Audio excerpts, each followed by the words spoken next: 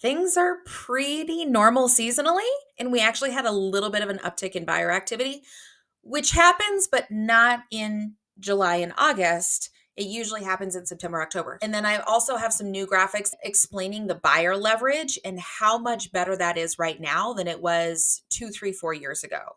Visually showing you now is so much better than it has been. It's about making it affordable. Everybody talks about housing affordability issues.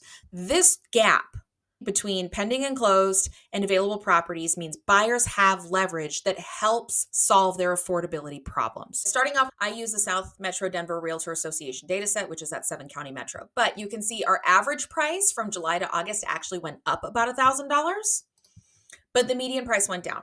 So it's pretty typical for the median price to go down from July to August, even over the last few years. 2020 was a shit show. 2021 was nuts. Same with 22 until March, and then we had this crazy drop. So 20, 21, and 22 are really hard to compare to.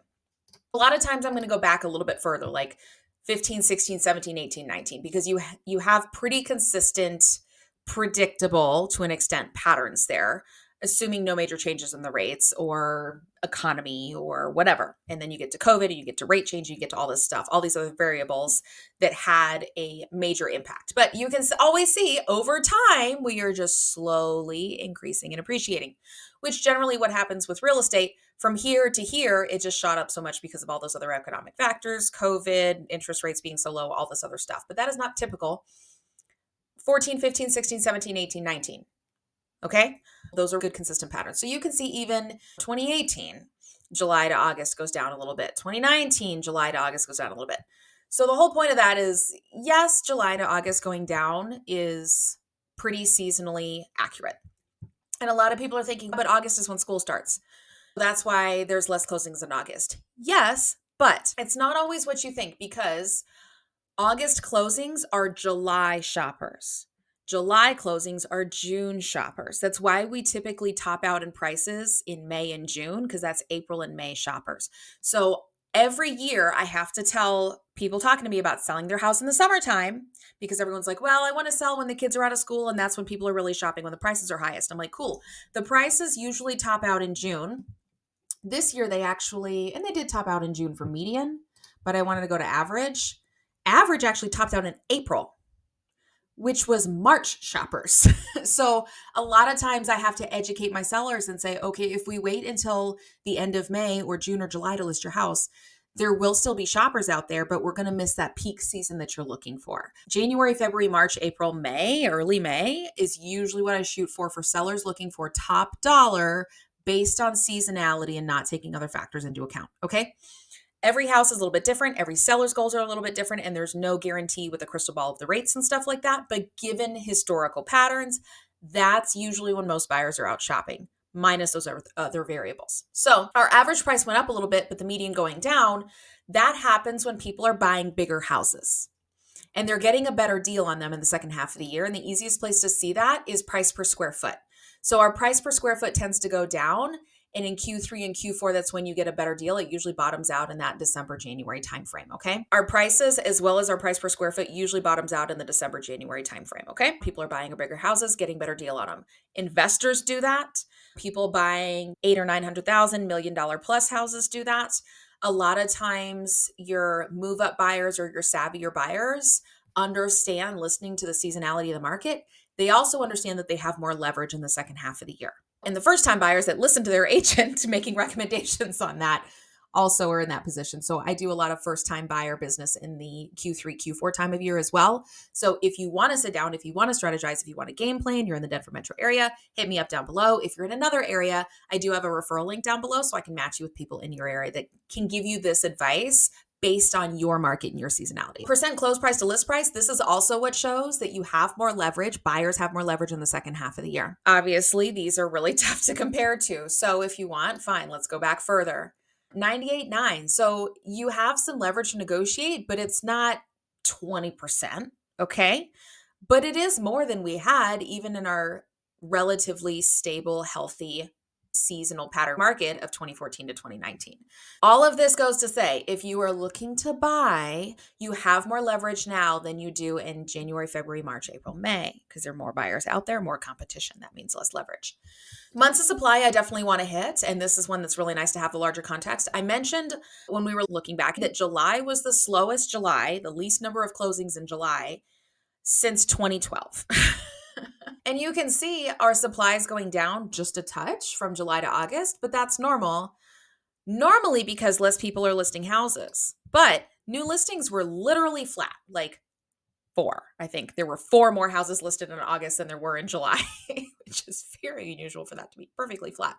But that is not normal. You can see. So sometimes we get this little pickup right here, August to September, a little bit of September pickup in the market. You see, that's pretty typical when people go back to school and they're like, okay, cool. Yep, we're going to list the house. We're not taking vacation. We're not starting school this month, whatever. But if our new listings was flat and our supply went down, then yes, that means more shoppers were out. And we had this pickup just a little bit, right? An extra 130 more pendings in August than we did in July. A little bit of that pickup in the market activity. And I saw that with my sellers too, because I had a few listings this summer. Some of them were sitting in June and I'm like, hey, things dropped off, but things dropped off in May. Little unusual this year. And I mentioned those in those market update videos too. With the rates softening just a touch, that's getting a little bit more affordability. So back from June to now, your rates are in the 5s and 6s, not in the 7s and 8s. That relieves a lot of pressure on the monthly budget. Talk to your lender about rates. Make sure that you're on a regular update. I have a couple of lenders that definitely keep me in the loop. I love getting those weekly updates from my lenders because that tells me so much of what's going on. And it also tells me if that's what's going on with the rates in about 2, 3, 4 weeks, I'm going to have more buyers calling me, which means I need to prep my sellers for that activity. And that helps us strategize, right? So I have sellers that we're talking about, do we pull this off the market and wait till the spring? Do we wait? And I'm like, hey guys, there's some buyer activity. The Mortgage Bankers Association mentioned that there was an uptick in applications in the last couple of weeks. That means more buyers are going to come in 2, 3, 4 weeks. Do you want to do that or do you want to wait for more activity? Like, there's options there. And having that data can really help us strategize on things, not only on the buy side and what to use to a buyer's advantage, but on the sell side, given their goals and their timing as well. So more under contracts in August than we typically have. I'm really curious what the price does in September because our percent of close price to list price was going down a little bit. So I don't think our prices will go up. They might, just with more contracts and more buyers out there. I did see some multiple offer situations for some of my buyers, which was really interesting. Even for things that have been sitting on the market for 60 days and now they have a couple offers on at the same time. As I have mentioned in my other videos, if you are a buyer waiting for the rates to drop because then you can get a good deal, you are not a special and unique snowflake. Everybody else will think the same thing. Now, it's not the 15, 20 offers bloodbath that we had a couple years ago that I'm going to show you on that graphic of buyer leverage, but it's definitely some more activity and still better historically to shop in Q3, Q4 for months of supply, more leverage. But it doesn't mean that you're the only person out there and that you can just lowball everybody and get exactly what you want. It's still a market. For my sellers, shows to pending, the showings went up a little bit. That's pretty normal for this time of year. It takes longer to get on a contract because there's more options for buyers and buyers are going to be pickier. So you have to have more buyers looking at the house before someone says, yes, I like it. Because now they can say, well, but there's 3 other things I want to go look at, which in the spring, there may not be 3 other things because those 3 other things sell quicker than you can get there. Shows per listing, a little bit of uptick in activity though, which is nice. Normally we start to stagnate a little bit. Sometimes we get that September, October pickup. You can see through the more stable years that I constantly refer to, that sometimes we get that September, October pickup, but it came a little early. We're already seeing it in August. So I think August and September will look pretty good. October and November, I'm not sure. It depends on the elections because election years are always crazy, but usually after election years, then the housing market picks back up because everybody realizes the world didn't end. I still have to pay rent. Maybe I want to go buy and then get back into normal life. I think August, September, we'll see this uptick in activity because of the rate softening, which rate softening prior to an election is very common as well because they want the economy to look good and people to feel good before you go vote, right? It's just how it goes. Days in MLS is how long the house is active, available to show, and on the market before it goes under contract. If it goes under contract, comes back out, then the clock starts adding back onto the clock that was there before. It's how long most properties are sitting on the market. Our average 37 days, which is not the end of the world to sell your $500,000 condo or $1 million single family home. Even though we're in this housing supply shortage, the buyers are still trying to get comfortable with this whole concept. Look at our pattern recognizable years here. We're not back into 2010, but something that I want to split out and show y'all, and I don't usually go this far down in the weeds, but skip around if you don't like it. The attached housing market is not going and is not as strong as the single families. When I say attached, that's your condo, townhouse, duplex, multifamily. That's in red. Your single family houses are in blue. I know they have the same label because it's the same geographic down here that it labels single family versus condo, townhouse, multifamily. In our Denver metro market, because of the cost of housing for quite a while, maybe I will zoom out a little bit. And it depends on the seasonality of the year, right? So when we're talking about these stable years of 2014 through about 2019, your single family homes were still selling faster than your condo townhouse. But everything was following along and the market was doing what the market does, right? But your condos and townhomes are sitting on the market longer than your single families. And it's something to be aware of if you're one, shopping for those, because that means you have more leverage and there's less buyers out there. And two, if you're selling it, because you need to understand the context of, hey, the market is moving, but maybe the market for my property type and my area is not the same. And this is why having this kind of data really helps, is how I help my clients and give them very specific information on what makes sense for their property. Days in MLS on your condos, townhomes is higher than your single family. And looking at the amount of new listings, a lot more single family homes getting listed, but your months of supply is still lower because that's what people are preferring to buy right now. A lot of that has to do with the affordability difference between the two, because between property taxes, insurance cost, HOAs having issues getting insurance as a complex, especially for townhomes, and a lot of those insurance and HOA costs are going up for the entire complex. The cost difference for a lot of people between a townhouse and a single family home is not as much as it used to be. And so a lot of buyers are deciding to say, well, if it costs me that much for a townhouse, but it's only this much more for a single family, I'll spend the extra money and get the single family. I'll stretch. So if the savings is significant, then people are like, if I'm saving $500 a month buying a townhouse instead, I'll do that. But if it's $150, $200 by the time you work in taxes, HOAs, insurance, and everything else, the buyers are going the single family route. And that's what the data is definitely showing, is that there's more listings for that and that they're selling more. So here's another good one. Like, your active listings for single family is definitely up. Condos, townhouses follow it as well. But look at your closed listings. I mean, you had a little over 900 attached units, but you had 2,700 single family homes that sold. And you can see the seasonality and the patterns in following that, and the pendings, knowing that those buyers are different. And if I were to filter this by number of bathrooms and area, so like, for example, one of my listings is a 2-bed, 1-bath condo in Uptown. So understanding and being able to let my seller know, hey, how are we doing compared to the market? Is it just us? Is it everybody? What's going on? What's the traffic look like?